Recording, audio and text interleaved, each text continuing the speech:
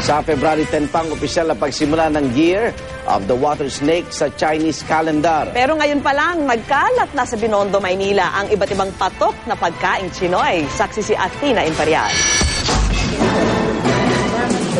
Di pa man sumasapit ang Year of the Water Snake, ang mga panaderya sa Binondo, Maynila, abala na sa pagluluto ng mga paboritong pagkain tuwing Chinese New Year. Gaya na lang ng tikoy. Yung tikoy po, malagkit po siya. Ano pang ibig sabihin? Para lahat family gets together.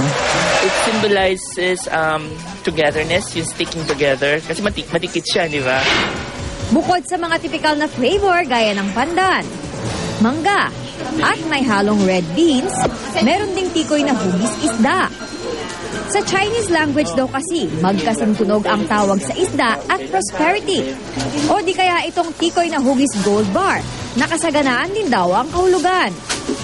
Ngayon naman ay magpapaturo tayo kung paano nga ba gawin ang paborito ng mga Pinoy na tikoy. So ate, ano po bang unang step natin gagawin? Haluin natin yung asukal na white sugar sa water po. Tapos pakukuluan natin. Pakukuluan natin siya, kaya magiging anibal na. Tapos meron tayong malagkit. Unti-unti natin siyang ilalagay dyan. Tapos imimix na po. So unti-unti po yung pagbuhos natin ng arnibal. Lagay natin siya, i-measure natin para sa lalagay natin sa hulmaan. So itong mixture na nakalagay na sa hulmahan, ilalagay natin ito sa steamer.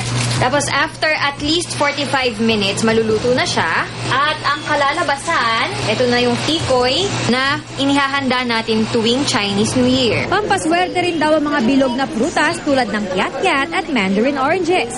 Pansit na pampahaba umano ng buhay at radish cake na para raw sa magandang pagsisimula ng taon. Ang paborito rin ng mga Pinoy na hopya, may iba't ibang flavor na rin na resulta ng fusion ng Chinese at Filipino cuisine. May hopya pandan makapuno, ube jackfruit at hopya pinya.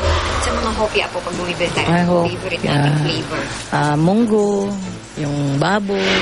At para sa mga diet conscious, meron ding ube makapuno light at hopya munggo light na konti lang ang asukal. A lot of Chinese businessmen, they want to build good relations sa mga kliyente ng Pilipino. So niligalo nila yung mga tikoy. More like to build relationship with their workers, with their clients. So that's why they give out yung mga hopya. Ang mga hopya, tikoy at iba pang Chinese food na patok sa panlasang Pinoy. Sumasalamin sa malalim ng ugnayan ng mga Chino at Pilipino. Athena Imperial ang inyong saksi.